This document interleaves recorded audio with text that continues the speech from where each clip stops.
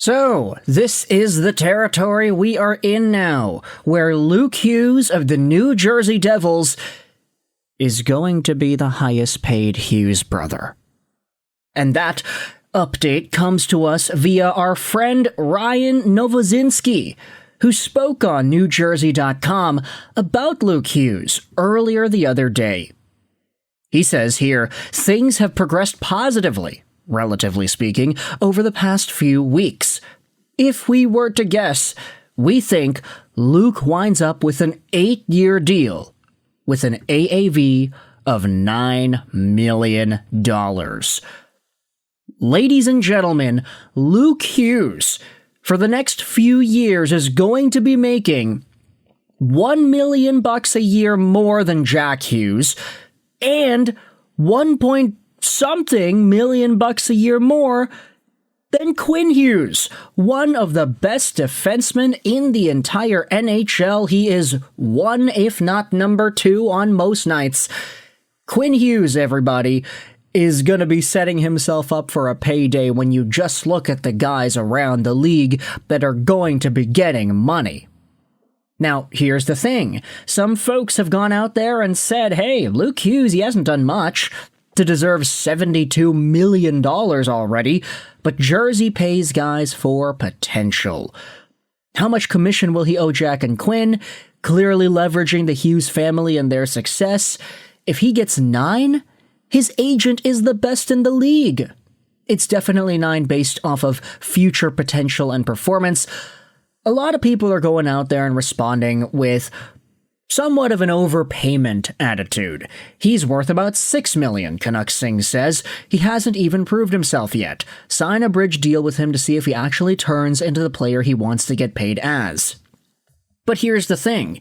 AFP Analytics did chime in, and according to their model, they had Luke Hughes' next projected deal at about 6 years and $8.38 million AAV.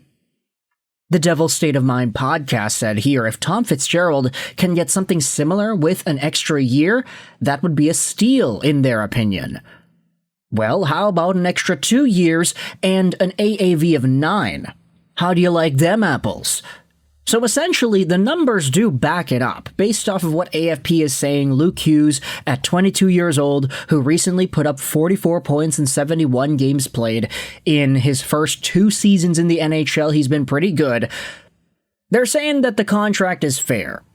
And I'm jesting a little bit when I talk about how Quinn Hughes is going to be making $1-point-something million less than Luke Hughes. Like, we already kind of knew that Quinn was underpaid severely based off of the context of other defensemen in the NHL. If Evan Bouchard is making 10, then how in the hell is Quinn Hughes making 7.8?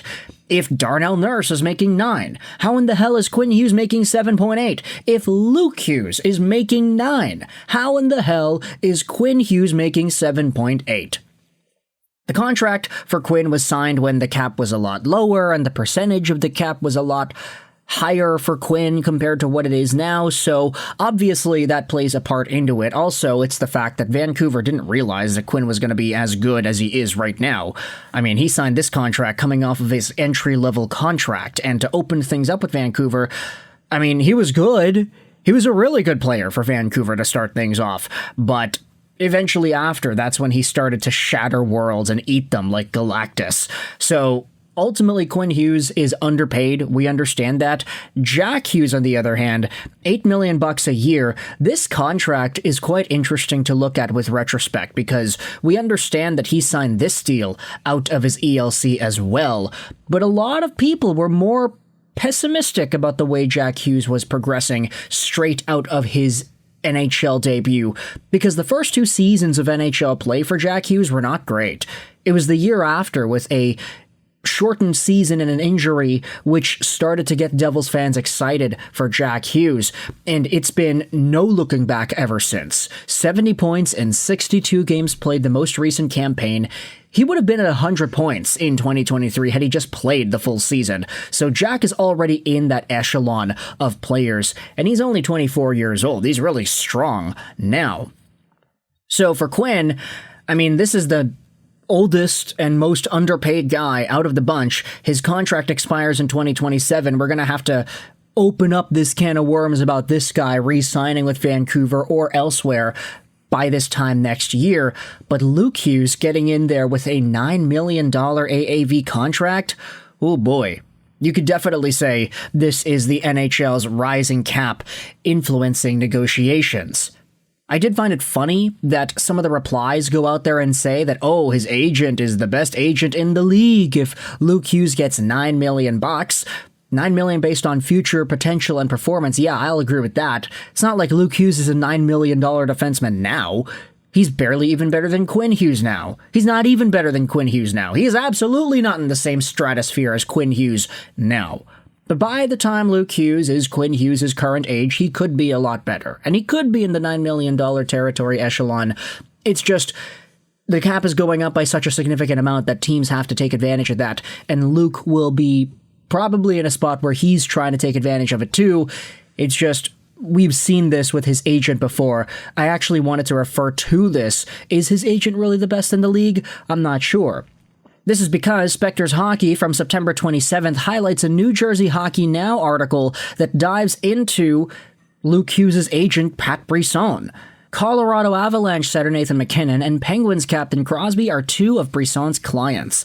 MacKinnon was once considered to have one of the best value contracts in the league, and his current one, with a $12.6 million AAV, could make that list again as the salary cap rises. Meanwhile, Sidney Crosby's contract is also a little light in his wallet, with a $2 million surplus value.